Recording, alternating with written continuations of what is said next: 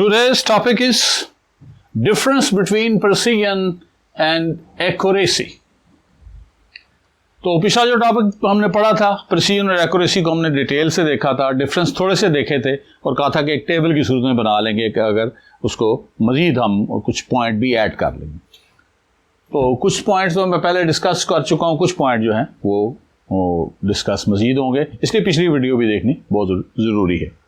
Number 1, precision का जो लफ्ज़ी मतलब है, इनका मतलब दोनों का तो कॉमन मैन तो ये समझता है ठीक है, लेकिन साइंस में इनका बहुत बड़ा डिफरेंस है।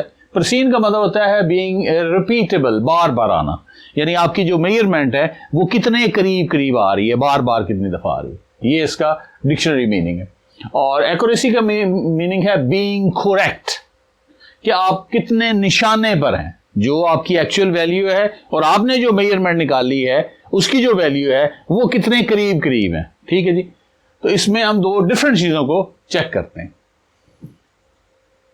Number 1, it is the closeness to each other, यानी मेजरमेंट्स आपस में कितनी करीब है। जैसे इसी टेबल में हम देखें तो इसमें परसेंटेज प्योरिटी मालूम कर रहे हैं पोटाशियम कार्बोनेट की, तो 45.77, 45.60, 45.50, तो ये बड़ी क्लोज है। मेजरमेंट्स आपस में एग्री कर रही हैं, एक दूसरे के करीब है, एक दूसरे के पास है।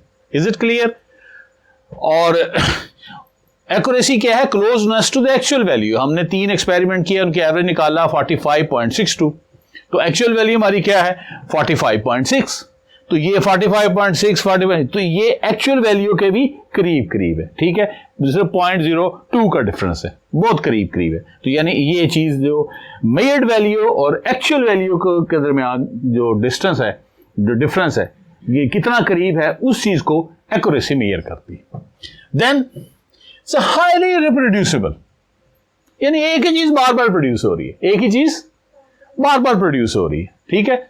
स्पैरो बैठी, बंदा जा रहा है, पहली घुमाता है निशाना लग जाता है, दूसरी घुमाता है निशाना लग जाता है, तीसरी को जाकर मारता है, यानी उसका निशाना एक ही जगह पे जा रहा है, बार बार वही काम कर रहा है, उसी को रिप्रोड्यूस कर रहा है, दोबारा पैदा कर रहा है। यानी एक फिगर प्रोड्यूस की, वही 45 की, फिर 45 कर दी, फिर 45 कर दी, यानी रिप्रोड्यूसिबल है। जबकि this is highly on target हमारा क्या है? 45.6। आप रिप्रोड्यूस यूं भी तो कर सकते हैं कि कोई बंदा करे जी 40, एवरेज क्या निकल आई 40, 40, लेकिन ये टारगेट पे नहीं पहुंची। इसमें प्रिसीजन है लेकिन ये एक्यूरेसी नहीं है। तो अब ये जो 45.62 है, ये एवरेज जो हमारा निकला है मेजरमेंट का, और एक्चुअल वैल्यू कितनी है? 45.6, यानी टारगेट के कितने करीब है? Highly on target. इसका एम्फेसिस किसके ऊपर है, जोर किसके ऊपर है कि टारगेट के कितने करीब होगा। उसका एम्फेसिस किस पे है कि वो मेजरमेंट से एक दूसरे के कितने करीब होंगे। ये टारगेट के करीब होने चाहती है, वो मेजरमेंट से एक दूसरे के करीब होना चाहती है। ये डिफरेंस है। अच्छा, यही पॉइंट आगे उसी को एम्फेसाइज कर रहे हैं। ये बताती है प्रिसीजन के मेजरमेंट के दरमियान जो है वो डिफरेंस कितना है। ठीक है, जितना डिफरेंस कम होगा उतनी प्रिसीजन ज्यादा होगी। ये बताती है डिफरेंस बिटवीन मेजर्ड वैल्यू और एक्चुअल वैल्यू। जितना ये डिफरेंस कम होगा उतनी एक्यूरेसी ज्यादा होगी। एक्चुअली वही चीज रिपीट हो रही है और बार बार इसलिए रिपीट की जा रही है कि बात आपके जहन में उतर जाए। वो जो एक इल्यूजन पैदा होता है कि एक्यूरेसी भी ठीक है, दुरुस्त है, प्रिसीजन भी ठीक है, दुरुस्त है, उसको डिफरेंस करने के लिए, क्योंकि साइंस में डिफरेंस।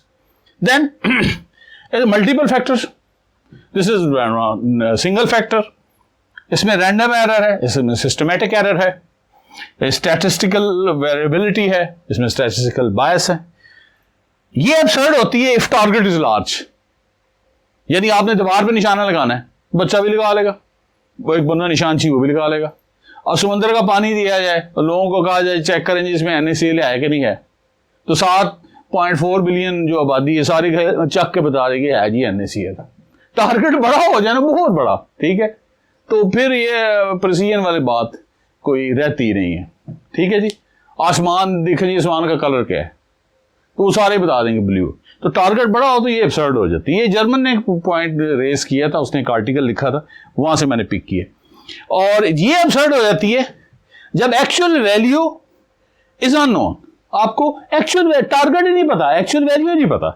जैसे मैंने पिछले लेक्चर में एग्जांपल दी थी GNZ11 की, गुड न्यू नॉर्थ, जो दूर गैलेक्सी है, ठीक है, और ये तकरीबन 600 मिलियन ईयर बिग बैंग के बाद हुई है, तो यानी उसके करीब ही हुई है।